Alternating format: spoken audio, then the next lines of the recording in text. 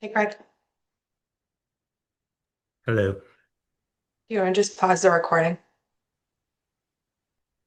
All right. All set. Great, thank you. All right, good evening, everyone. Welcome to the forum to talk about the special town meeting on March 2nd, 2026. I'm going to call the Southborough School Committee meeting to order on Monday, February 23rd at 6:02 p.m. We currently have three committee members present. Um, And this is a special posted meeting to allow the public to gain information about the warrant upcoming next week, as well as a Q&A session for residents to ask questions of us. So with that, I'll turn it over to Superintendent Martineau for an overview.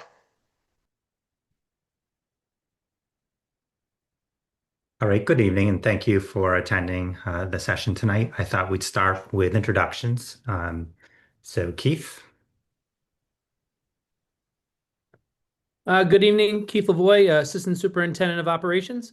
Stephanie? Good evening, Stephanie Reinhorn, Assistant Superintendent of Teaching and Learning. I'll pass and it back to then Greg. we have Roger Challen, Denise Eddy, and Chelsea from the school committee, as you know.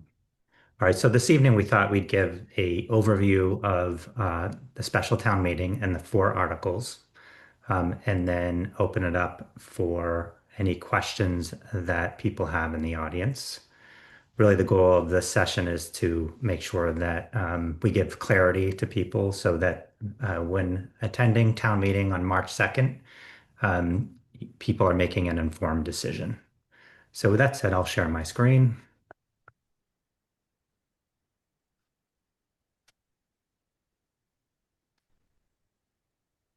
And can people see my screen?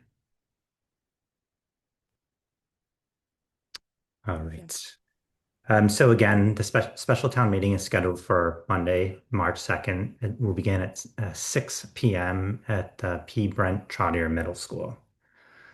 One of the important highlights is we've really listened to the feedback from the community as a result of the failed vote this past spring.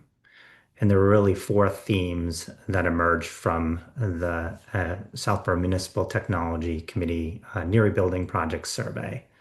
The four themes, the first one was cost concerns. People felt the cost of the Neary project was too expensive. There was a strong concern about closing Finn as a school. There was also a strong desire for more alternatives, so renovation versus rebuild, different grade configurations. And lastly, people felt like there was a lack of trust and communication. Some residents did not feel fully informed, and people felt like they needed simpler, clear communication.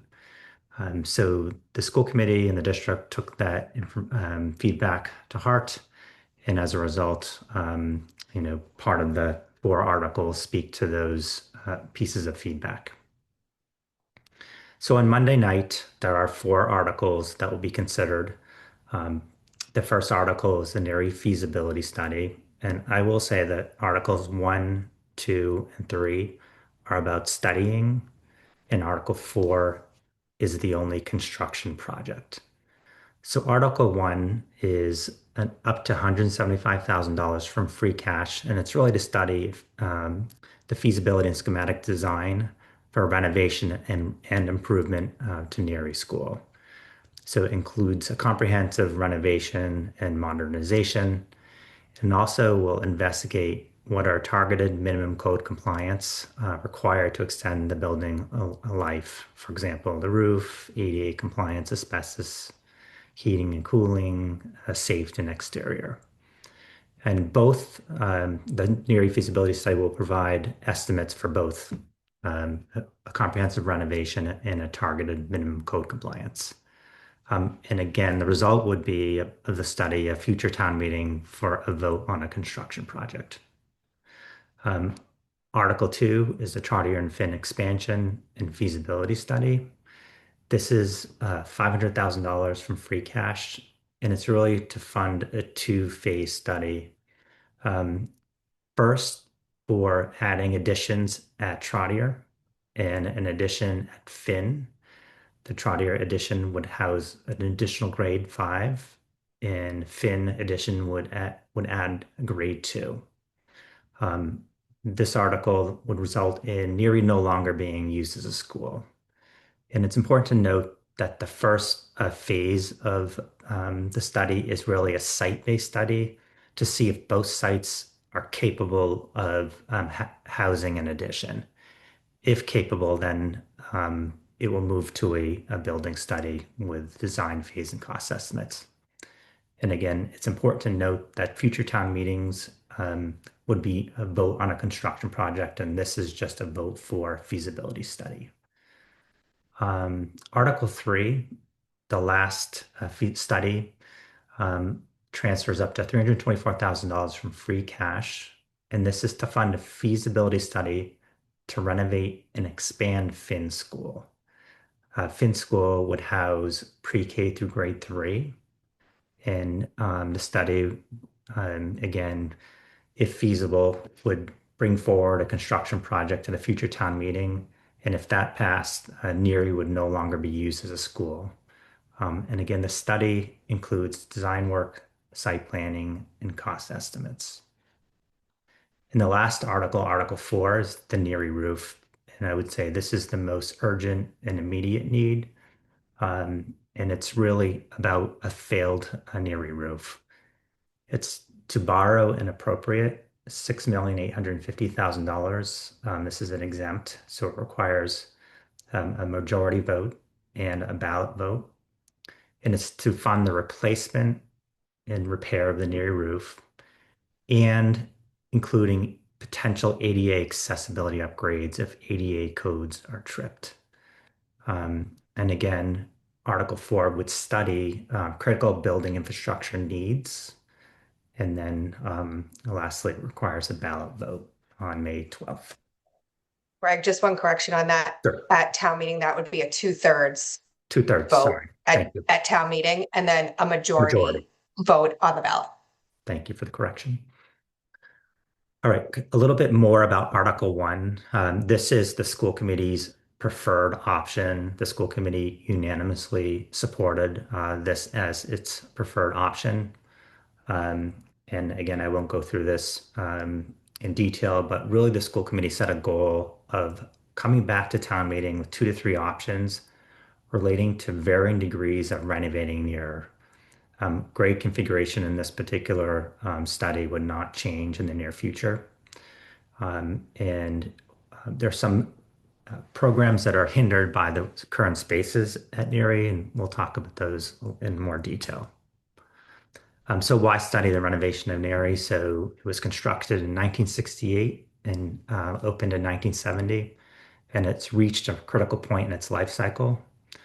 Just to note that the current roof was replaced in 1990 and had an expected life of 20 years. So again, 2010 is the time frame where it should have been replaced. And 16 years later, it's in dire need of replacement. All systems at Neary School are original, so electrical, plumbing, the heating and cooling systems, building materials, the windows, single pane, and fire systems. And really, it was built for a different area of education. And we like to talk about, when Neary was constructed, the American with Disabilities Act did not exist. The Individual with Disabilities Education Act did not exist. So spaces are very different in terms of what a modern school looks like for special education. Also making sure our buildings are accessible to students and visitors. Systems and structures and layout are outdated. In a future picture, we'll show you of how we're using a former dressing room. Increasing repairs are required each year. So systems are failing, and we're spending more effort and time with district employees to try to maintain and keep Neary running safely for our faculty, staff, and students. And we're also trying to avoid moving out of Neary due to an emergency facility failure. I think if we had to move out in an emergency, it would disrupt our other schools, Woodward and Finn, and potentially Trotter. And it would require a really, it would be negative impact on our school climates and culture. And it would be we would have to not have certain programs as a result. And again, 2 additional grades cannot fit to remaining schools without negatively impacting educational programming. So over the summer, Stephanie Reinhorn did a deep analysis, working closely with principals and faculty and staff to see what exactly would be impacted. And this is where additions would be needed if we close Neary and move to grade to Trotter and a grade to Finn. Again, emergency systems upgrades are required. There's no building-wide sprinkler system. Fire protection alarm systems are outdated. Exit and egress deficiencies have been identified. And again, the building was built in 1970s with very different codes back then and building materials that were used. And the building is not ADA accessible. So if anyone's been to Neary, it's insufficient accessible parking. The doors, entrances, and interior access are limited. Restrooms and drinking fountains are not fully accessible to students, and it does not meet the accessibility standards of 2010. Structural and infrastructure needs. Again, I've said this before, built before modern building codes. Structural systems require evaluation and reinforcement, cracking and deterioration, an envelope. The roof has failed, and major infrastructure upgrades are required. And lastly, it was designed in a different area. Today's learning requires flexible, adaptable spaces. We have more students who require specialized instruction, who receive special education support services, and we need spaces to make sure that those important educational services are provided to students. And our technology and safety expectations have evolved significantly over the years, and current layout limits educational delivery, such as the gymnasium. So I'm going to walk you through a few images just to talk about some of the deficiencies. So if you've ever had a chance to visit Neary School, the gymnasium, it really hinders PE programming. The gymnasium is divided into 2 smaller gyms. And if you have PE class in the gym, it's hard to use the entire space. You lose line of sight. It's hard to play, full court basketball for the community. And this is one of the areas we'd really like to see enhanced in a renovation because it's not meeting our current needs for our students. Keith, do you want to talk about this slide? Oops. Sure, I'd be happy to. The image to the right is actually the freezer. The freezer stopped working more than 20 years ago, and that is also as well as the refrigerator that's right next to it. So there is no walk-in refrigeration or freezing available at the Neary School, which does require all meals to be prepared up at Trotter and transported daily down to the Neary School for service. On the left side of the image, that is the serving area, and well, kind of getting into some of the equipment that is available. I think the team does an amazing job with what they have, but ultimately it does limit the menuing options that we do have because of the limited cooking equipment that's available, and especially for the food storage. That really hinders what we're able to do. Thank you, Keith. So another obstacle that teachers face is in our classrooms, there's really insufficient for today's modern classrooms. So this is a picture of an outlet. In itself is not all that exciting, but in a Neary classroom, there's this outlet with four plugs, and there's another outlet, and that's it. So it's very difficult for teachers to plug in the charging station for laptops. We have presentation systems. There's just a lot more need for electricity, and the electricity in our classrooms is very limited. We're hoping a renovation can help solve that problem. We do have to monitor teachers daisy chaining, extension cords, and power strips. And this was cited on a walkthrough by the building inspector. So this is something we do keep an eye on. The next image on your right, the entrance to special education room, which we'll enter in the next slide. You'll notice a faint dressing room.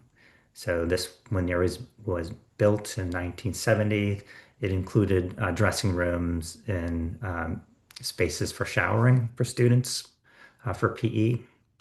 So if you enter this door, you then come to a hallway, the hallway leading to the special education space.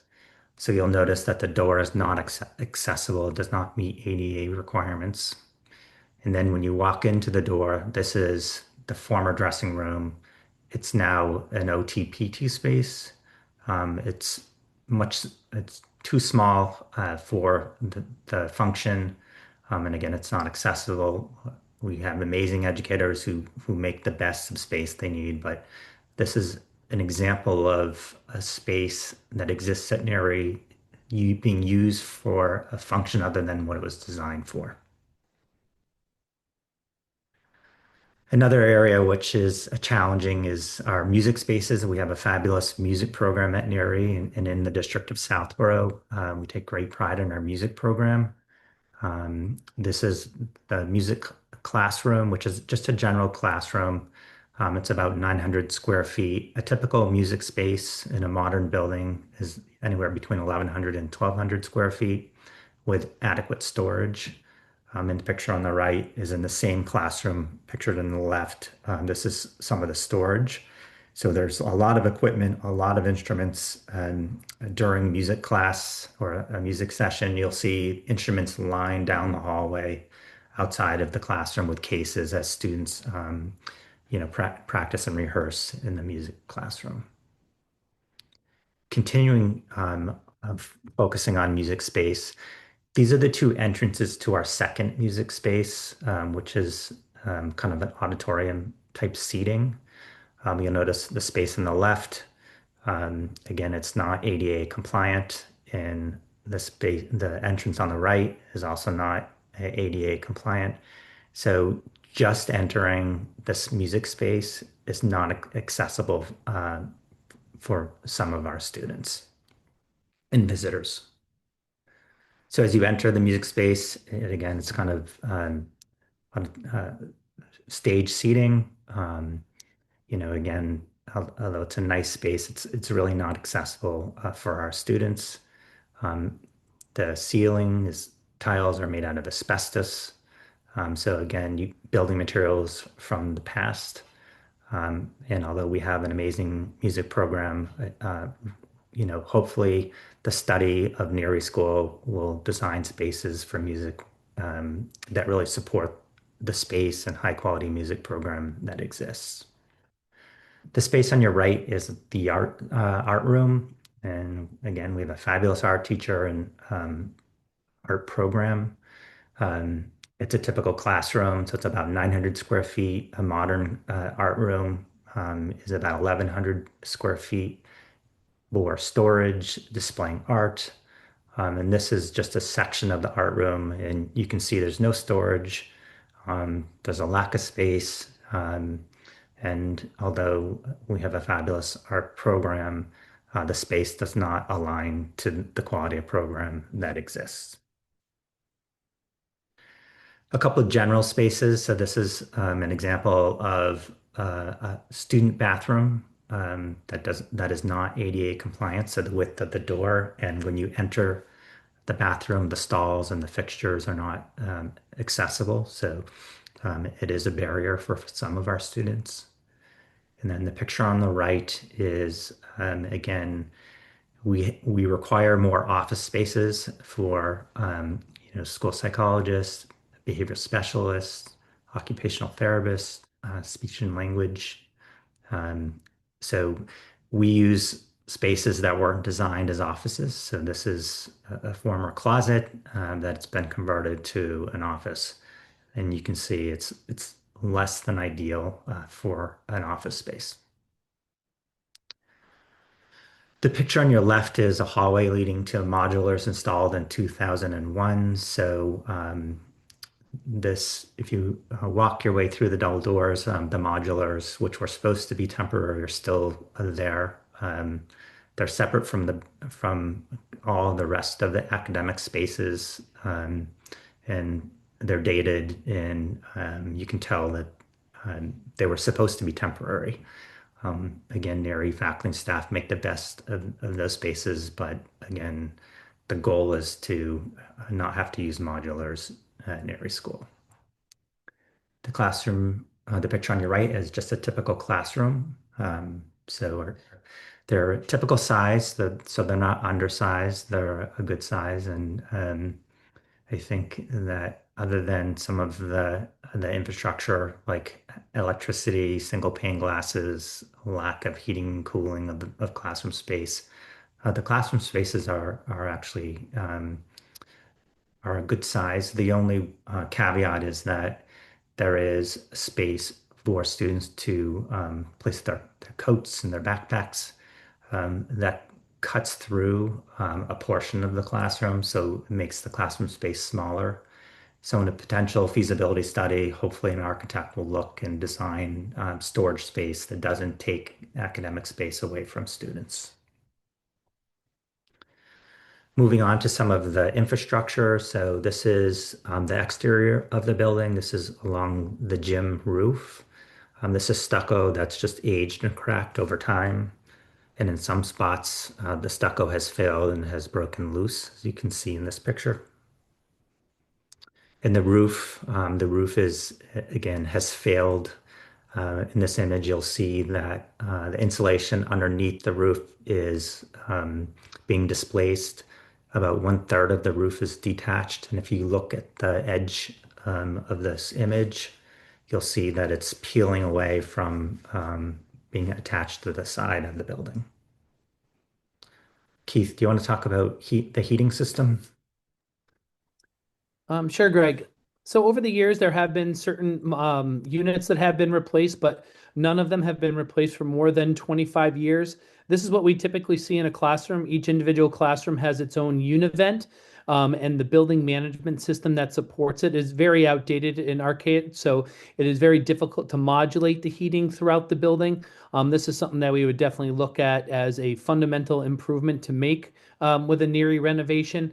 Not only that, but also the larger rooftop units that NERI has will need to be redesigned, not only for their ability to take care of us on the shoulder months, especially when things get warmer in the building, but definitely for efficiency. The units that are on top of there are, I think, 27 plus years old. So we're hoping that a renovation project would take care of that system as well. Thank you, Keith. So again, the reality today, learning spaces were designed in the 1970s. There are limited flexibility in the school for instruction and small group support. There are accessibility barriers, which mean that not all students can fully access their school. We have aging systems which affect comfort, air quality, and reliability, and space constraints impact student services, intervention, and inclusion. And then lastly, there's safety infrastructure gaps that create risk and disruption.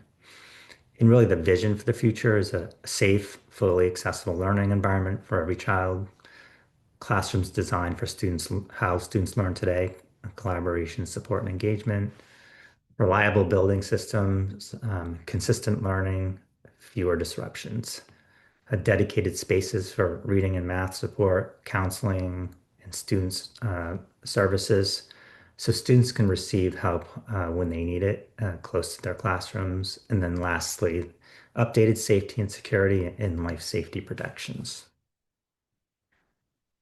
So that is Article 1.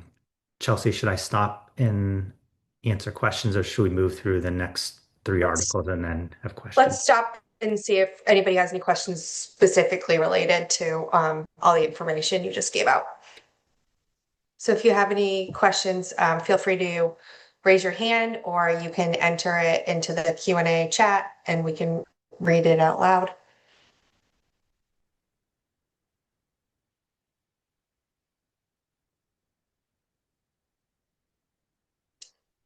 Rob Lawrenson. I just allowed you on mute.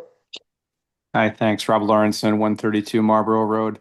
When we were going through the original proposal for, an entirely new school, was there a study that was done at that time, or some level of a study that was done at that time to understand the cost associated with renovation? Because my understanding was that the reason we settled on doing a whole new school with a 4-grade configuration, which I think a number of, select board was in favor of, school committee was in favor of, was because the cost to renovate was pretty darn close to the cost to build new. So I guess my question is, didn't we already study this? Chelsea, do you want to take that? Sure. So Rob, the MSBA process has you start with 12 options and then narrow it down to 3. So renovating was one of the 3. But if you remember, and Greg can keep me honest here, the 4-grade school was much higher initially than what it ended up being at town meeting. And so all 3 of those projects were actually higher than they probably would have been after we beat those numbers up leading up to town meeting. So we got to a point in the process with MSBA where we had to pick our preferred option. And you're right, there was a comparison, but it was apples to apples at the time because all of those costs would have presumably come down after we looked at everything more closely and actually went to cost estimators and went through that whole process. And that's one of the limitations with going through with MSBA is that they're only going to put resources on the one project that you're ready to move forward on. And that decision was made in comparison with the other 2 options to move forward with the 4-grade school. So that is why, and we didn't talk about Articles 2 and 3 yet, but Article 1 is significantly cheaper than Articles 2 and 3 because a lot of the legwork has been done. Like we're going to be starting, if Article 1 passes, at a much further point in a process to get to true cost of renovating Neary. Is Article 1 to study the cost of renovating Neary to keep it a 2-grade school? Yes, at this time.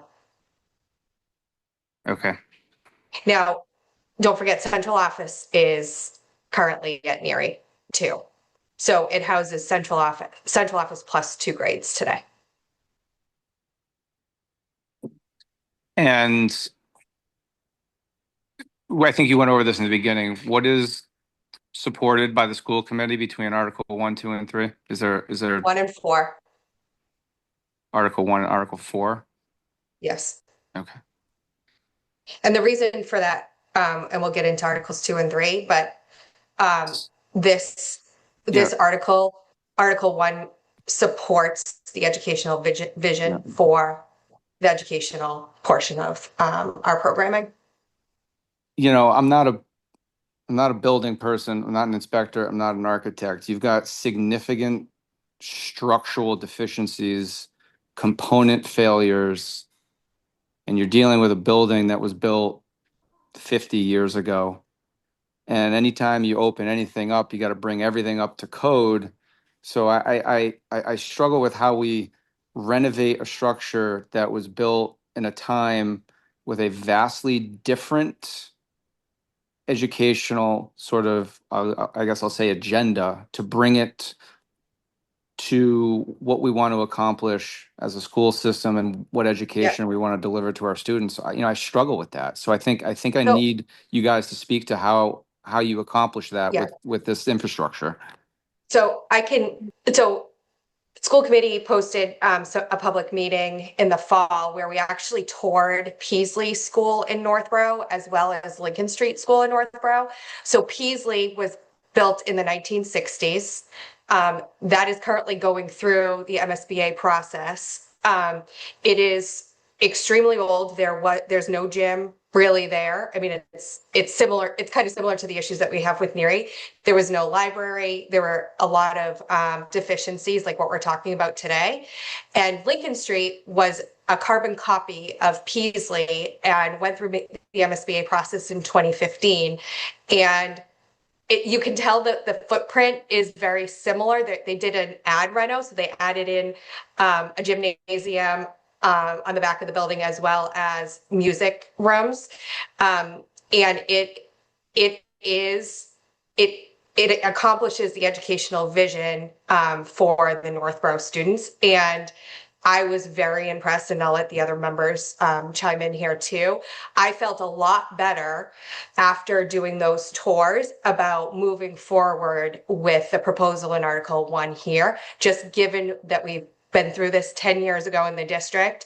And obviously we have the same vision as Northborough schools. So I had the same concerns, Rob.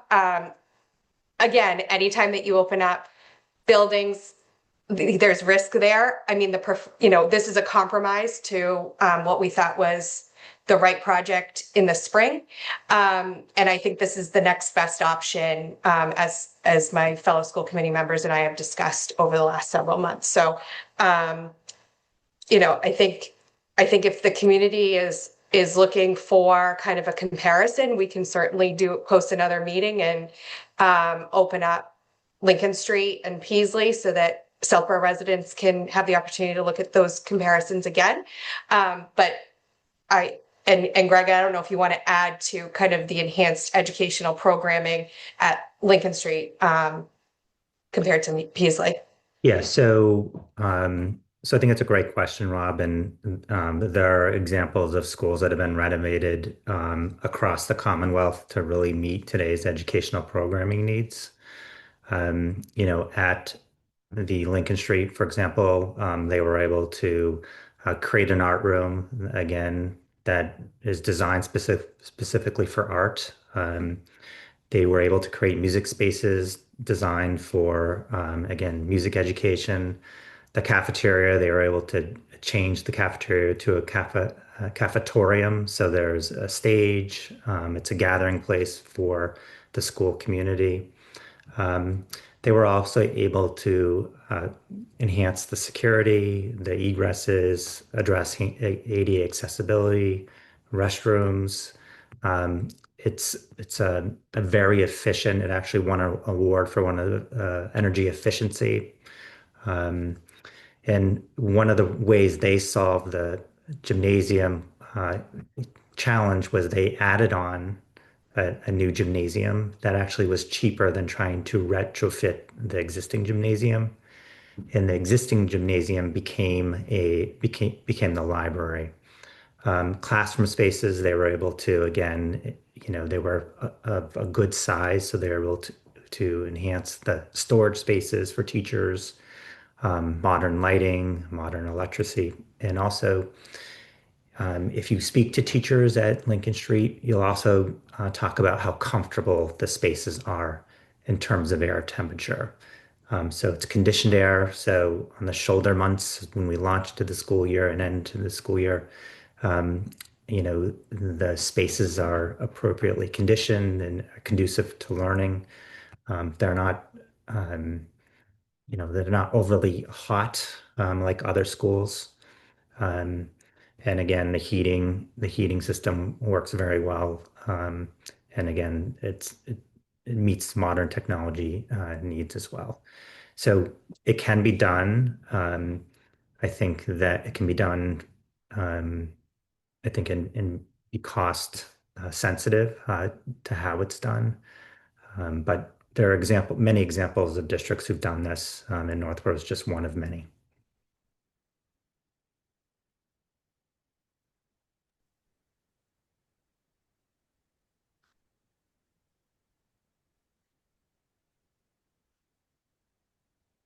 Rob, any Chelsea, follow-up to that? yeah, well, I mean, were there any other questions? I don't want to take up all the time. There's one other question in the chat, but if you have follow-up to that, go ahead. I just want to know that this body is confident that, you know, if I'm voting in support of Article 1 and Article 4 to spend the money that you're asking us to approve,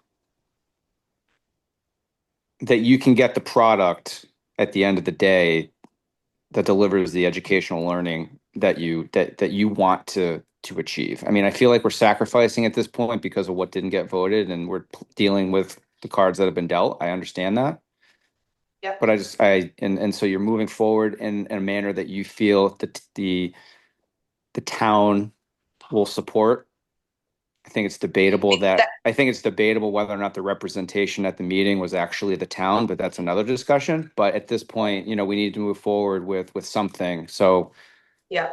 this, I mean, that's the goal. So from an educational programming perspective, I think Article 1 compared to Articles 2 and 3 are more knowns than unknowns compared to Articles 2 and 3. And Article 2 in particular, what concerns me as a school committee member is we have a very functional middle school right now on a very tight site because there's a lot of conservation land around there. It has its own wastewater treatment system. We have the track that I think is a great benefit to the students at Trotter. So that is not something, at least as an individual school committee member, that I'm interested in disrupting. And that's part of the reason why I think Article 1 fits with the educational plan for Southborough schools. And similarly with expanding Finn, I think there's a lot of unknowns with that site as well. And I don't want to get into all of the details on that because school committee is not are not experts in traffic studies and parking studies and Chapter 97 limitations. But I think that there's a lot more unknowns with expanding Finn. And Finn, if you recall, actually had an addition in 1996 and in 2000. So they've already had multiple additions. And I did speak to some former school committee members who were part of those discussions, and there were a lot of challenges with expanding Finn at that time. And I would imagine that we will continue to have those challenges if we were to also add on to Finn. thank you, Chelsea. No problem.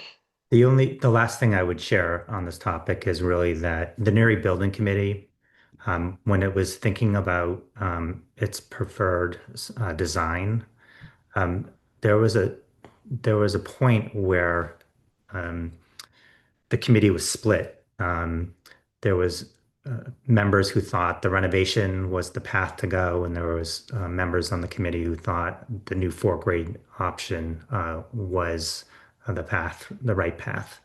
There was a lot of conversation, a lot of discussion of why.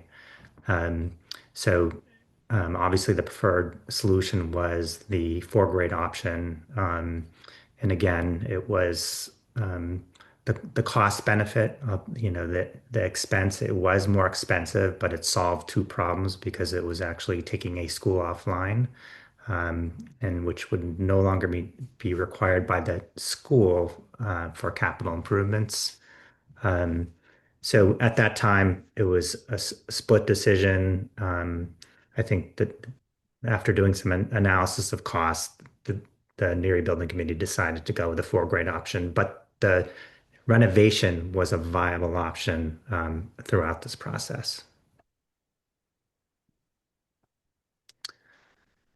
Right. There's a question in the chat. So this is from Beth Rosenblum. How do disabled children in wheelchairs use the bathrooms now if not they are not ADA compliant? So we do have a bathroom at Neary School that is compliant. So it's in the nurse's office. So that is the bathroom that if a student has a mobility or is in a wheelchair, the bathroom that they need to use. Thank you. Any other questions before we move on to Articles 2 and 3?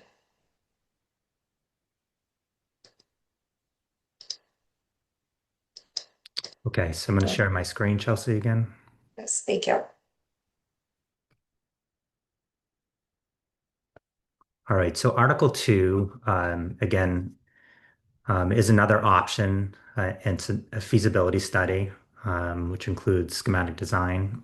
Um, it's $500,000 of free cash, and it really looks at additions at Trotter to house an additional grade, grade 5, and Finn, a grade 2. So it'd be grades K1 and 2.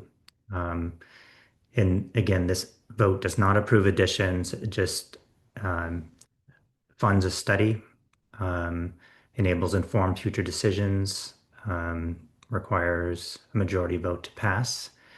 The school committee unanimously opposes this article. And again, the article is really two phases. The first is studying the sites to see if additions are viable. If the are conducive to adding additions, then it's building studies um, for potential future town meetings for construction projects. So part of the conversation during the Neary building project was, can't we just close Neary and fit students into our remaining schools? So over the summer, we did a lot of work to reaffirm that it would have impacts on educational programming that students experience today. So hang on one second. So the question that the pre-K through 8 building committee and a subcommittee looked at is, can students fit in the 3 schools if Neary is closed? And I'll turn it over to Dr. Reinhorn to explain the process and what we affirmed to be true. Thank you. Over the summer, we did a really detailed analysis of many different aspects of the operations of the building and the current programming. So we started with looking for Finn at the existing students that are there, what their schedules are, down to the number of minutes of different aspects of their educational programming, looked at the staffing levels, and then we looked at if we took grade 2 and added that into Finn, using enrollment projections from the enrollment studies, what would be the additional staffing, what would be the additional time in specials, in art, music, phys ed, in special education, speech and language pathologists. Just went through every detail, worked with the principals, worked with our student support services department, kind of all of our central office district leaders. What we found at Finn was that we not only cannot fit, but we would need about well, without hallways or anything, it's at least 10,000 square feet. So when you start adding in hallways and things, you're going above 10,000 square feet in order to maintain our current educational programming, both in terms of general education students, special education students, staff, and all of the current functioning. We did the same thing for Trotter and asking the question of if we were to put 5th grade at Trotter, same analysis of current educational programming, schedules, staffing, using projected enrollment. We, with both schools, used an analysis of how space is currently used the floor plans of the schools to map out how space could be used with the projected enrollment and projected staffing. And similarly found that not only could we not fit, but we would need an addition in order, again, to just maintain our current educational programming. Thank you, Stephanie. I'm just going to go back to Article 2. And it's important to note that if the site studies come back and identify that the 2 sites are not feasible for additions, the site, the design for the building and architectural and engineering and cost estimates would not move forward. It would stop just with the site studies. And again, that is if the site studies found that it's not conducive to add additions to Finn and Trottier. And for this to work, both sites need to be conducive for additions. If one site is and another is not, again, it doesn't solve the problem. Article 3, so the school committee unanimously opposes Article 3, and this is funding up to $324,000 from free cash. And this is another option for the community. And it really funds a feasibility study to evaluate renovation and expansion of the existing facility at Finn to accommodate grades pre-K through 3. So this would be similar to the 4 grade school option. The study would include schematic design, architectural and engineering work, preliminary site development, and cost estimates. It's important to note that if Article 2 passes, the site study cost would be subtracted for $324,000 from free cash. This vote again does not approve construction for renovation and expansion. It's just a study, enables informed future decisions for the citizens, requires a majority vote to pass, and will be funded from free cash. Greg, let's stop there and see if there are any questions on Articles 2 and 3.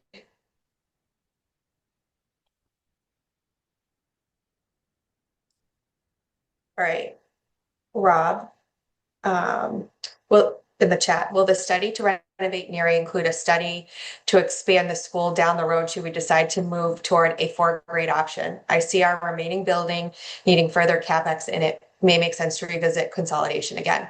So, and Greg, you can tell me I'm speaking out of school here, but with the original 4-grade configuration that was being proposed, part of the advantage to doing it that way was that there was room on the Neary site to expand back out towards out the back of the building. So Rob, that presumably would still exist, seeing as we're looking at the same exact footprint as what the proposal in May was. So the answer is yes, that's a possibility.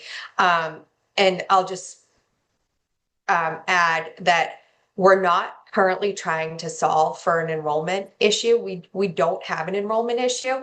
We've seen we're on the bottom of the decline and we're coming back up for enrollment. So we're seeing enrollment increase, especially at the younger grades right now.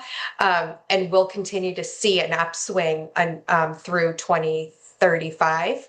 And then it should flatten out again. So over the last 30 years, we've seen a 20% increase in decrease. So it's actually remained pretty consistent over the last 30 years with some ebbs and flows, in 10-year periods.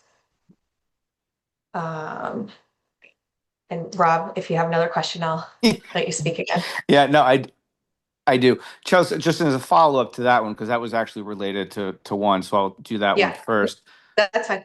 Will the study I'm not sure you directly answered the question. Will the study to renovate Neary as a 2-grade, we're leaving it a 2-grade school, also include a study to show the building structures or grounds could support an expansion?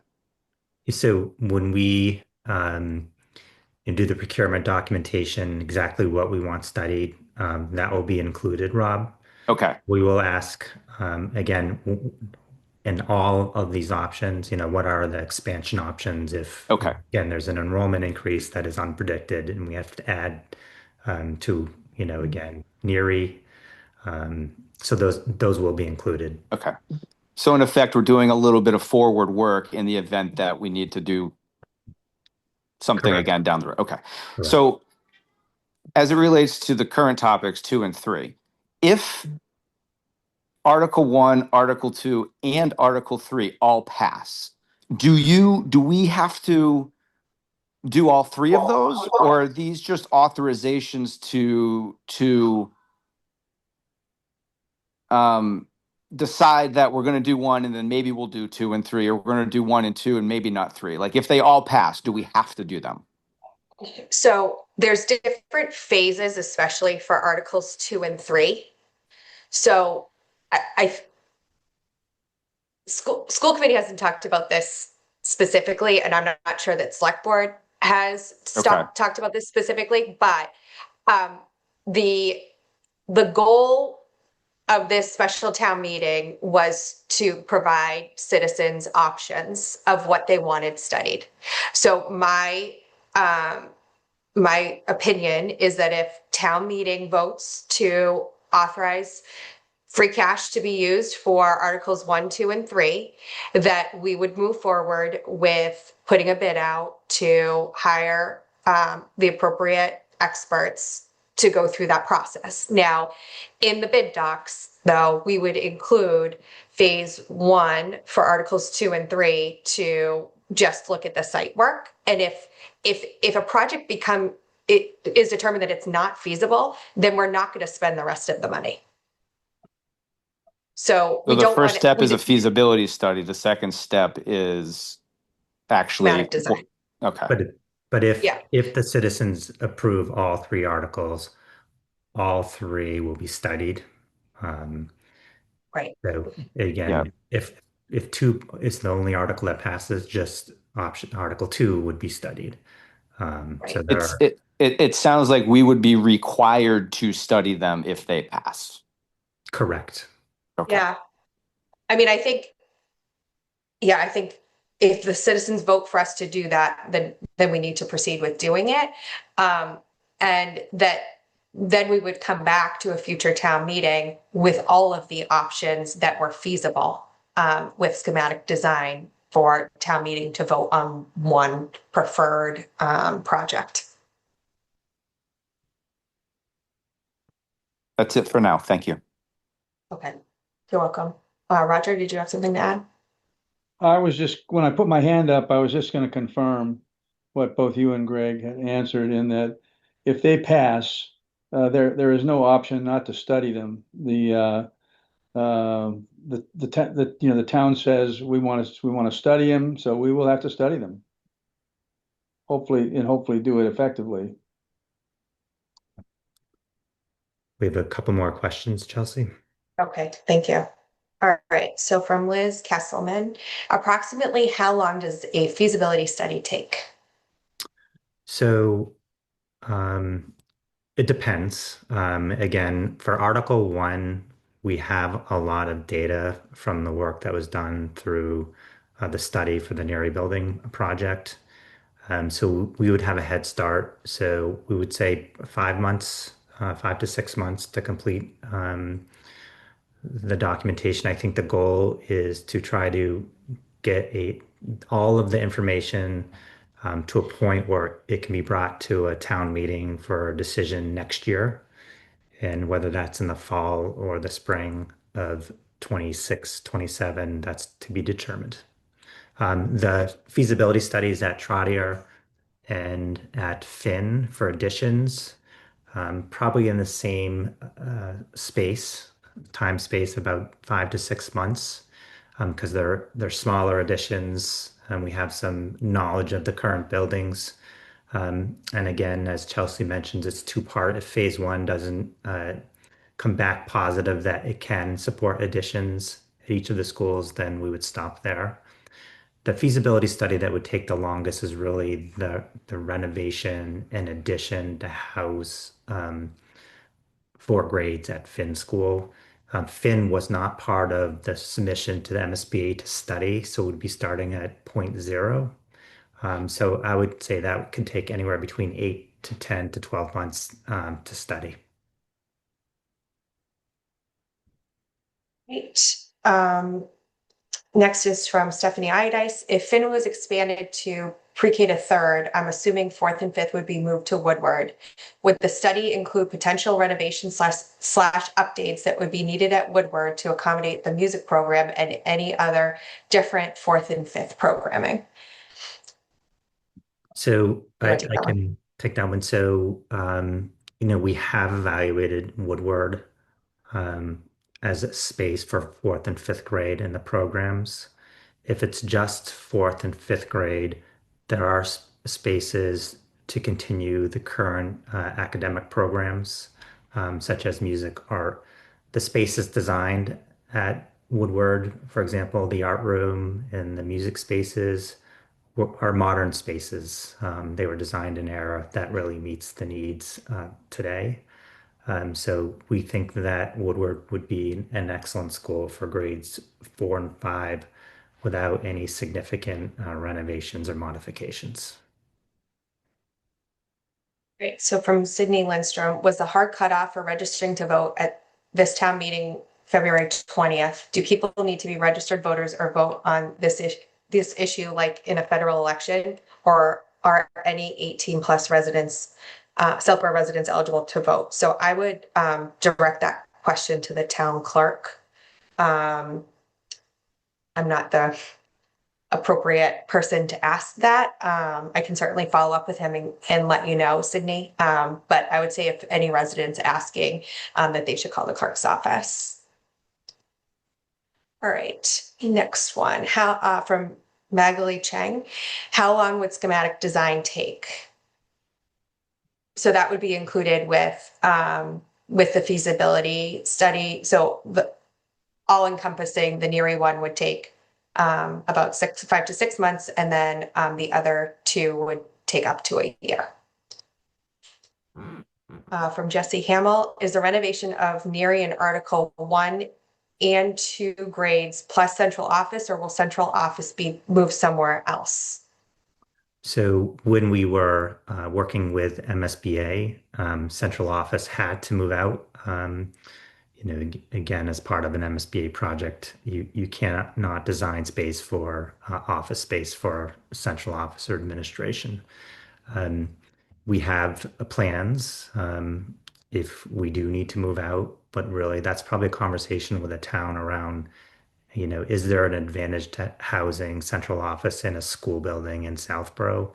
Northborough and the region do pay rent for central office space at NERI.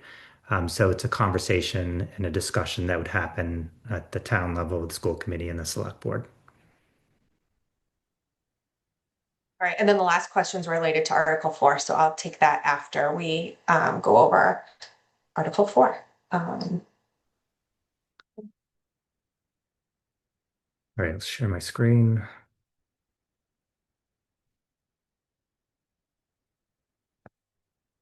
All right, so Article 4 is for the purpose of fund the replacement of the NERI roof, and the school committee unanimously supports Article 4. So it's to fund and borrow and appropriate $6.85 million. Again, associated with the replacement of the roof, which is approximately $4.5 million, and then any funding costs associated with ADA upgrades at NERI. There is a question whether the cost of the roof will trip code compliance for ADA. There is the potential that it does not trip code compliance, but again, we thought it was prudent to move forward with this article, including it. Once the roof is, if it does pass and is completed, and we do trip ADA, there's a 3-year window when the town would have to make the ADA upgrades. So there is a chance that Article 1 could pass, and we'd study the feasibility of a renovation. Part of that renovation would also be studying and coming up with a plan for ADA accessibility. In that cost, if Article 1 passes, the cost of Article 4 could be reduced to 4.5 million just for the roof. And again, it's funding for the roof, the ADA accessibility upgrades, and also any other code compliance upgrades. Again, making sure the study includes everything that needs to be done. And really the goal is to protect the building and prevent future deterioration. There were questions asked of our roofing consultants, does it make sense to wait for a renovation before we add a roof? And, again, they're not the contractors who would be installing the roof, and their advice is the first thing you do is you protect your asset from water damage. So you put on the new roof, and then architects all the time design around, the current envelope in a roof. And if, for example, HVAC change and rooftop units change, and the roof needed to be penetrated for piping, that the warranty would still be in effect for the roof, and all of that work would be done by the installer of the roof. So again, Article 4 is probably the most important in my opinion. It's the replacement of the failed roof at Neri to make sure we're protecting the building asset. And again, this requires 2/3 at town meeting and a majority ballot because it's non-exempt debt. So the ballot vote is May 12th.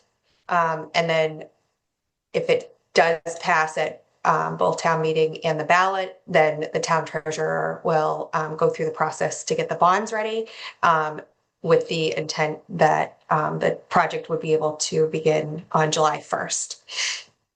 And would probably need a little bit more than the summer to complete, but the roofing company that we hired would time it so that it would be minimal disruption during the school year. Okay, so there's a question related to this. So Magali Chen, should Article 4, the roof replacement, not pass, what would happen to Neri in fall of 2026 and any plans to shut it down?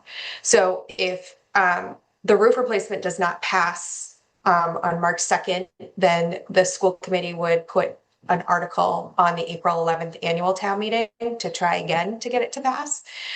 If it still doesn't pass, we would continue as of right now to keep students in the building. But obviously we have a heightened risk of the roof blowing off. Our roof consultants who gave a presentation to us a few weeks ago talked about how there's peeling away from the membrane.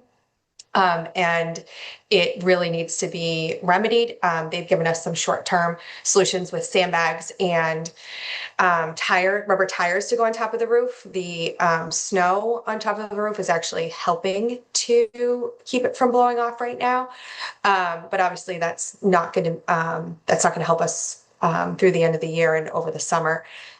So we'll continue to try to get it to pass.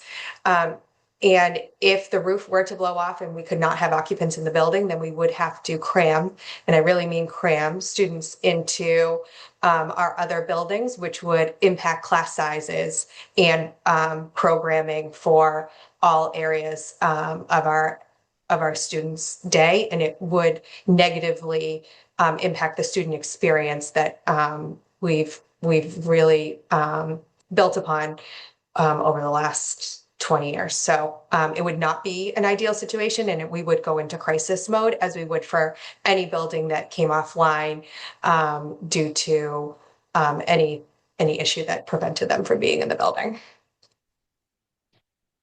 Okay. So Rob?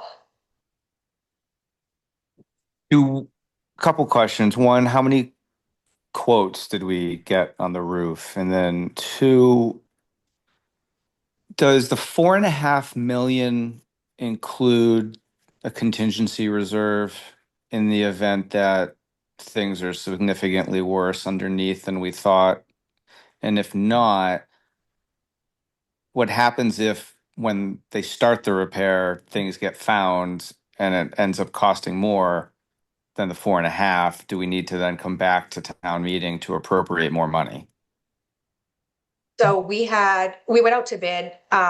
The school committee had this article actually on the fall town meeting warrant that was with Costco, and we did pull it and take $85,000 out of a facility rental account, Rob, to go out to bid to get this feasibility part done for the roof so that we would actually have a cost estimate to bring to town meeting. And Keith, we had 15 companies bid on this. We Is did. that right? So there was actually a large amount, Rob, of companies that came in. And we went through the RFQ process, and we contracted with Socotech. So they've come out with drones and been on the roof, been on the inside of the building. Obviously, they can't see everything, right? But they have identified significant installation issues, and they're much more versed in the technical terms. They'll be at town meeting to give the presentation on the roof, so that if there are questions related to the decking and the different layers within the roof, but there is a large contingency in there because they could not get to everything or evaluate everything. So the goal here is that we do have enough of a buffer in there. They would not be the ones doing the construction on the roof, though. So they come up with a cost estimate, and then this still has to go out to bid. Okay. So there's a chance it's more, there's a chance it's less, because we still actually need to go out to bid to roofers to do the repair. Correct. However, and if you watch our joint meeting with Select Board, mid-February, they were on, and they spoke about the contingency, and they seemed pretty confident that they had a good handle on what was going to be needed and what they were factoring in based on what they didn't know. Okay. Anecdotally, they did share with Keith and me that the bids are coming in lower over the past several, I would say the past 3 or 4 months. Not that this would, but they're seeing a softening of the market and more competitive pricing in the favor of obviously the schools that they've been working with. And then you said you think it would probably need more than the summer to get this complete. So is there a chance that the school is not 100% usable by the time September rolls around? And what's the plan there for housing students in areas of the school that can't be used until the roof is complete? So Keith, do you want to take that one? So I'll start, Keith, and you can add. So part of Socotech's next phase of work would be exploring the roof further. So doing larger cuts of the roof to see again if there are more portions of the roof insulation again that have deteriorated or have gotten waterlogged. Socotech also would be the firm that does staging, talks about the site. Is basically a project manager, understands the schedule, understands how it impacts kids and learning, so that again, we don't have to vacate the building. Instruction's not lost if the roofing goes past, August and into the school year. Keith, do you want to speak to our experience in Northborough with a roof while school was in session? Yeah, we did a complete roof replacement project at the Proctor School. Certainly not ideal when there's construction going on, but a lot was done to mitigate any interruptions that had occurred. I think it's a real strong collaboration between the project manager, the construction firm, and the school to know, what is happening on certain days and making adjustments. But the planning for it, and we've already had this preliminary, is that the main academic areas would be the focus for the summer, and to take care of that at the very beginning so that it would not impact August and September, and then use areas that aren't necessarily for daily student use to be the secondary portion of the project. So the hope is that if everything were to be approved as Chelsea has laid out, we would be able to take care of the vast majority of any student impacted areas prior to the start of August. But certainly there's a lot of variables there that could come into play. But Socotech does have experience with these exact type of scenarios, and they would help us manage that and navigate it appropriately. So just another point too, the Socotech current report is available on the district website. So if you go to nsboro.k12.ma.us on the district page, you'll see a pop-up, and that will link you to resources for more information about the special town meeting. One of the resources is the Socotec full report that people can read and learn more about. And it does include information around, does the roof insulation contain asbestos, and how they would mitigate any unforeseen roof conditions, such as asbestos. Keith, do you want to speak to that around asbestos on the roof? Yeah, that was certainly part of their investigation. We gave them all of our documentation related, and these are also, this era of building is not uncommon to them. That's actually why we chose them. They've done a lot of these types of projects where they've had to deal with asbestos as part of it and handling it appropriately and safely, not only for the students, but for the contractors themselves. So that is a layer that's already been included in the work they've done, and they've gotten our full files. So they are fully aware of where the asbestos materials are and also what are the suspected asbestos materials so they can plan accordingly. And that is built into the things that they've already done. And like Greg mentioned, it is included in their report. Okay. I have a question in the chat. Most of it's been answered, but I think there's one section that hasn't. So this is from Chelsea Harris. So if the roof project is approved and construction begins in July, what does that mean for students scheduled to start school in August? The current calendar that we have actually has students starting September 1st. So we have a little bit more wiggle room on that. Will students be attending classes while construction is ongoing? Additionally, what measures will be in place to address potential exposure to mold or asbestos during the project? And how will air quality and overall safety be managed if the school is an active construction site? So I can start in the fall or over the summer. The school committee tasked the district with doing an evaluation of both Finn and Neary for mold, and mold was found at both schools. Those reports are available on the Southborough website as well. But there was mold remediation done at Neary and Finn prior to students starting. So we would follow up with the mold issue because we know that wet insulation usually yields to having mold issues. So the goal would be, that would be a big part of the reason to get this done this summer, is to stop having mold issues at Neary. And then for the active construction site, Keith, do you want to take that one? Yeah, and just to add to Chelsea about the work that we did this summer, the primary source of why we had mold at, especially in Erie, was because of the failed roof.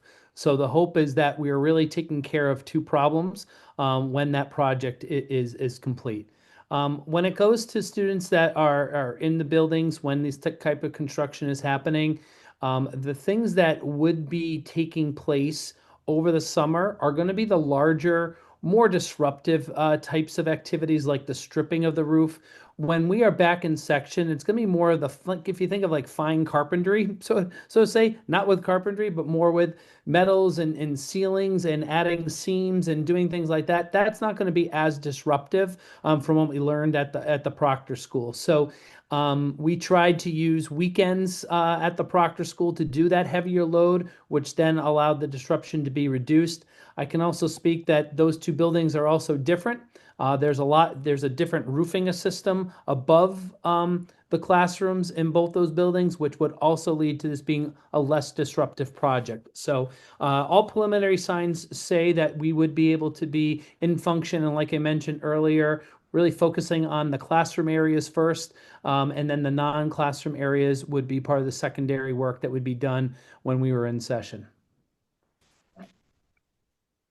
All right, Magdalene Chen.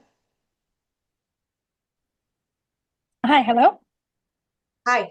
Okay, great. Chelsea, thank you so much for answering my question about, what happens if the vote doesn't go in favor to replacing the roof. I understand you will probably come back to town meeting again later on. In essence, is that what the plan would be again, it continues to not pass. I'm hoping it will pass. I'm definitely, encouraged by all of the data you guys have collected and the different, estimates that you have collected. And it seems like it's something that we need to have done. But God forbid, if it doesn't pass, is the goal just essentially you keep bringing it back to town meeting this spring or in the fall or, Yeah, on? so also just, and this may be helpful for people to know, we, as part of the original plan, if the Neary 4 grade school had passed, students would not start school next fall in Neary, and we would have gotten modulars at Woodward and Finn, and those are not cheap. And so if we did have to move students out, then we would be asking for modulars, which within 2 or 3 years would actually be more expensive than the new roof. So I think, hopefully we don't get to the point where this does not pass, but it would actually end up being more expensive in the long run if we had to get modulars to house students. Without a plan in the near future, I would imagine. And you would probably still need modulars if there's a plan, but at least there's an end date to that plan. Oh, yes, right. And the school committee did take a position that we would not move students to modulars unless we had a long-term plan. So we would only be moving to modulars if we could not, if the building got shut down by building commissioner. Thank you. You're welcome. All right. Next is Carrie Belafontaine. Hi, it's actually Christian with Carrie, hi. but I have two questions. The first one is just if it moved forward, what would be the plans for the SEDP summer camp program that normally is held at Neary? I can take that one. Preliminarily, we have talked to Carrie Packard very briefly about this, and it was also consistent with if the Neary project passed last spring, is that we would be displacing the summer program to a different facility, and we were talking through the options there. Whether we work with the recreation department over at Woodward or whether we went to the Finn School as the likely places where we would land. But that would require a more comprehensive conversation with Carrie to make that adjustment.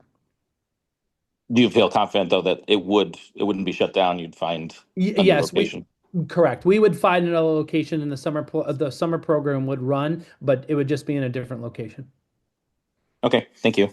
And my second question was, at a high level, the way it was presented was that, to do this is the main concern is protecting the building as an asset. I didn't specifically hear anything in the high level talking about safety, but then later, when I hear the roof, ripping apart the membrane from the base, I guess my question is safety a concern if that event were to happen in the middle of a school day on a windy, rainy day? If the roof was not done, right? Yeah. And we had an event. So the roof is not, there's not a fear of the roof collapsing in on itself. The fear really is the rubber membrane blowing off. So I think in terms of the risk, it is a concern, but it would be a far greater concern if the architects or the Socotec came back and said that the roof was, not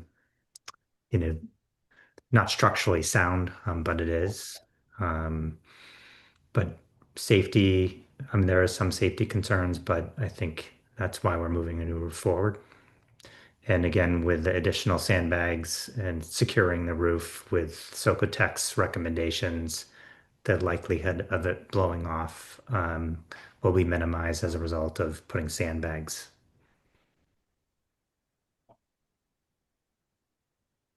Okay, I guess I'm still just I'm going to ask again just to be sure because I hear minimizing the risk, which I appreciate, but if it happens, right, however low that risk is, what is the result? I mean, we're talking about just extreme flooding where there's water coming in, so that's you can move the kids obviously as that happens, or is there the potential for any Yeah, so thing if to fall down, right? Or, injury. yeah, no potential of the roof, anything falling down. The result of the rubber membrane blowing off would require us most likely to shut down the area and implement our emergency plan of relocating fourth and fifth grade students on to other sites. Okay. Thank you. Thank you. Okay, I'm back to the Q&A online, and I think most of these have been answered. So I'm going to read the question and then move on if it's already been answered. And if you disagree that it's been answered, then retype the question or raise your hand. So Kathleen J, will part of the study and funding also include potential mold remediation since there has been roof leakage at Neary? Yes, we will deal with any residual mold situations. Chelsea Harris, additionally, how will the school be secured to maintain student safety while the campus is an active construction site? So as with any project that's going on, as Keith mentioned, there will be work done on the weekends and we will minimize any risk to students. I think it's fair to say that the district takes student safety very seriously, and that is why we're moving forward with these projects to ensure student safety. So all contractors and subcontractors would be required to complete a CORI, so the criminal offender record information, and also the SORI, which is sex offender registry info. So they would require badges. There'd be staging so that the construction workers would be separate from where students are. Access to the roof would be limited, and access to the actual building, interior of the building would be limited as well. I'm not sure if that question was just related to the roof or not, but if it was related to a Neary renovation, I think the goal, and we haven't gotten this far, but the goal would be that we would relocate students during that renovation process and not have students on site. That was the original intent with the 4th grade school for exactly that reason. Plus, it makes the project move a lot faster if we don't have occupants in the building. So hopefully that fully answers that question. All right, Camia Spacey, if there is asbestos, don't we have to get state approval for work? So as part of the bid specifications, they'll need the proper licenses from the contractors for asbestos abatement. So that will be a requirement of any company that is hired. Okay, next question from Camia Spacey. Could we move the modular classrooms we have it? I think you mean Neary, or I think that's what it means. So the answer is no. Those are 25 years old and they are done, I think. We did look at that as part of the original project, and that would not be an allowed move. Okay, from Chelsea Harris, how will air quality be managed from the construction? And I assume that this is related to the roof. So we would continue to work with Socotech on making sure that air quality is considered. We'd also work with Beta Group, who is our licensed site professional, to get recommendations around ensuring air quality, and we'd be doing testing during the construction as well. From Rob Lawrenson, is the school committee prepared to speak at the special town meeting on their best guesstimate to renovate Neary? I think that would be good context to help voters decide which of these options to vote for. So no. And the reason is people like to put numbers out there that they're not experts in or have backup to explain. And I think this was one of the challenges that we ran into with the last town meeting, and frankly, even with these discussions around the target amount for Article 1. I think I think what would be fair game for our school committee to say, and we have talked about this, is that this is not a request for a bells and whistles option. This is trying to upgrade a facility that has given a great education for the last 50 to 60 years, and it needs some love to be able to continue to do that. And this is the school committee's compromise in bringing this renovation forward. I think for us to throw a number out there would be disingenuous for us to do. And that's what part of the reason why we're asking for the money. I think personally, I'm concerned with how much Articles 2 and 3 would come in at. But that's not something school committee has specifically discussed. I think school committee believes that this is the best path for the educational programming, the safety and security of students, as well as the most fiscally responsible project. We understand we need to get 2/3 of any construction project, and we believe that this is the best option to bring forward that would get some support from the community, and we're hopeful that the community is supportive of it. I don't know if Roger or Denise have anything to add.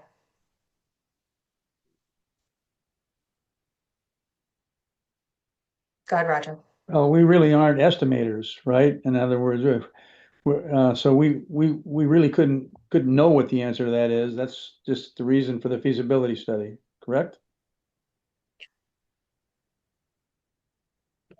Denise? And I think it's important to remember that we tried our best on the Neary building, on the new proposed fourth grade school, but we only got to a certain point.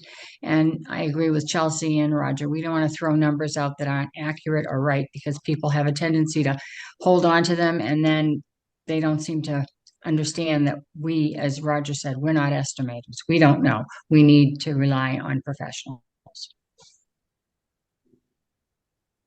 Okay, next question, Vicky Cheng. Instead of putting money on the roof, can we put the students in Finn and Trotter and finalize a plan to have a long-term solution for the restructuring of the use of the Finn, Woodward, and Trotter? So a couple points on this one. I just said that in 3 years, if we were to put students at Finn and Trotter with modulars, and just to be clear, that putting students at Finn and Trotter was not part of the plan if the 4th grade school went through temporarily.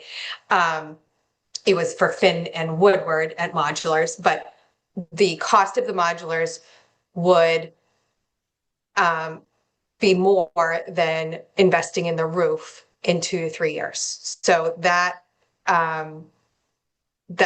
would, at least from school committee perspective, would not be a realistic, fiscally responsible plan. And the school committee has taken a position to not temporarily move students to the other schools without having a long-term plan. And the reason for that is we'd be sacrificing a lot of the educational programming. Class sizes would be impacted. Our music program would be impacted. Our arts would be impacted. All of our specials would not have the space needed. Students would have lunch at 9:30 in the morning. We would not have enough gym space to offer gym class twice a week, which would go against what DESE requires for physical activity. So there'd be a lot of sacrifices that the school committee has taken a position that we're not willing to take. I think we need to keep in perspective like who we're doing this work for. It's the students, and they're there and they deserve the same education that every student has received prior to them. And so we're trying really hard to make sure that they are afforded that education. So I have students, I have children that are in Neary now and are going to continue to be in Neary for the next couple of years. So I understand the parent perspective of this, and I still believe that we need to figure this out as a community together because our fourth and fifth graders are watching. So I don't know if anybody has anything else to add to that. Okay.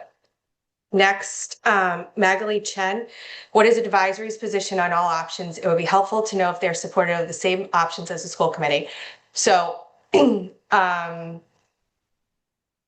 so advisory, I believe, is supportive of Article 1. Article 4, it says at special town meeting on the warrant. And I certainly don't want to speak to them. So if, I think you should reach out to the chair, Marcy Jones, if you have a question as to where they land on Article 4. And they were also not supportive of Articles 2 and 3, but it was not unanimous. So I don't want to speak for what their votes were, but those Articles 1 to 3 are actually printed in the warrant, and then Article 4 is a special town meeting. Roger?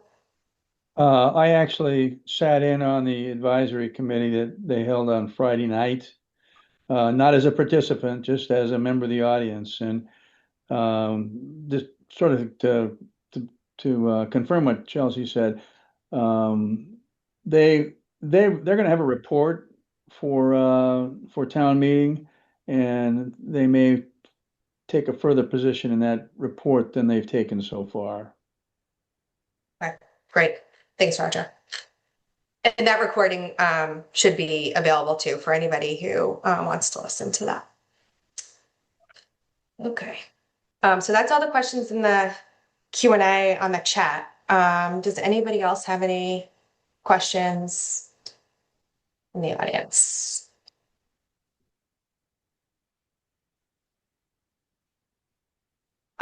So as Greg mentioned earlier, there is a page on the NS Borough website that includes a lot of helpful documents for special town meeting.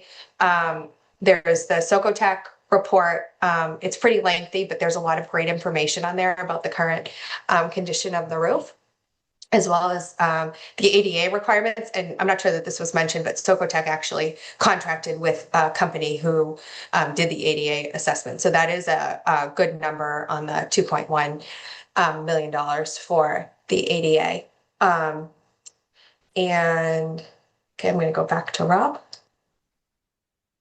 Chelsea, just so that I'm clear, school committee is in favor of Article 1 Article 1 and Article 4. And Article 1, again, is to fund from free cash the study to renovate Neary only. Correct. And the goal with that article, Rob, from the school committee perspective, is that we will come back to a future town meeting with a menu of options for Neary. So one being like, what is the minimum amount of code compliance that we need to do for the building?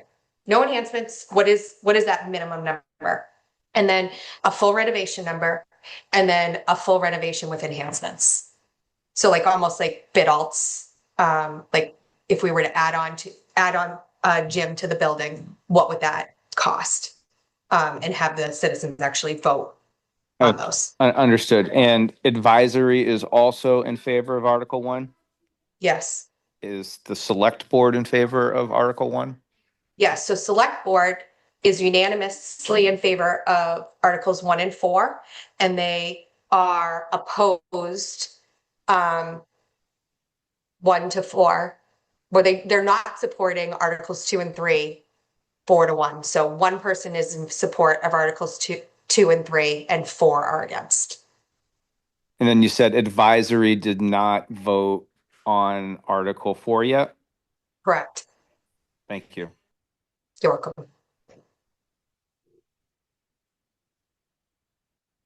And then, okay, so from Nicole Bolos, if everyone is in favor of Article 1, does that mean this whole process is to save Neary? So I'm going to rephrase that question in my answer. So I can only speak for school committee, but school committee's opinion is that Article 1 fits best with the educational vision for the district, as well as improving on student safety and security. And we believe that this is the best option to gain consensus from the community based on the feedback that we received from the citizens. Hopefully that answers your question. I can't speak for select board and advisory and what their reasoning is for supporting all the articles. Or sorry, supporting Article 1. Okay. Sorry, Rob, do you still have your hand up or?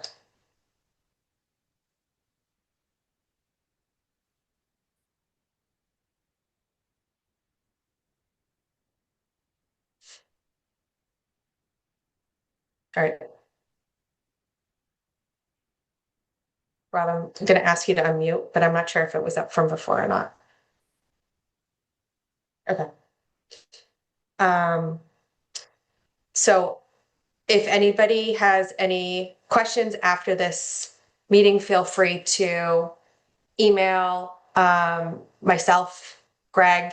We're happy to answer any questions. If you have any feedback for us on what would be, if we're missing information that you think should be published out there somewhere, we're open to any of that feedback. School committee is going to have another open forum on Thursday at noon at the Public Safety Building. So if anyone that you know couldn't attend this one, they can certainly come in person on Thursday. This is recorded. Last night's was recorded. And there's a lot of great information on the NS Borough webpage. And Magali Chen just said, will recording be available? Yes, the recording from last night and today will be available. I will also try to get Thursday's session recorded as well at Public Safety. So that way it's, a lot of great questions here. I appreciate everyone's time this evening. I was actually hoping we were going to get a lot of people, given that people are probably stuck at home. So appreciate everyone's willingness to listen to us talk about this and educate yourselves on it. But again, if anybody has any follow-up questions, feel free to reach out to Greg and I. We're always available. And I'll end, Chelsea, by saying, the most important next step is to show up on Monday, March 2nd at 6 p.m. P. Brent Trotter Auditorium. Be informed and then, make your decisions what you think is in the best interest of the town. So we ask people to show up and vote, not how to vote, but to vote. And that's really essential. So thank you for your time. And again, as Chelsea mentioned, if you have any questions, please reach out. Just some logistics for next Monday. So it starts at 6 p.m. The town moderator generally likes to wait for everybody that was in line to get into the auditorium. The auditorium will be the main hall. The cafeteria will be overflow, and then the gymnasium will be available for parents with I almost said students with children. It doesn't have to necessarily be a student. You will be able to bring your dinner into the gym for that evening. So thank you to the Southborough custodians for making an exception next Monday. And it's kind of a chill vibe in there. So, pillows, blankets, whatever you can bring to make your children feel comfortable is more than welcome. And I would suggest that you get there between 5:30, 5:40, just because it can take some time. I know the clerk has made some improvements to try to streamline the process to get people checked in faster. My understanding is that there will be clickers used, which will be helpful. So those are kind of the logistics. Oh, and carpooling is getting suggested given the amount of snow that we got. Although I heard maybe it's going to be 70 this weekend and melt everything. Just kidding. That'd be nice.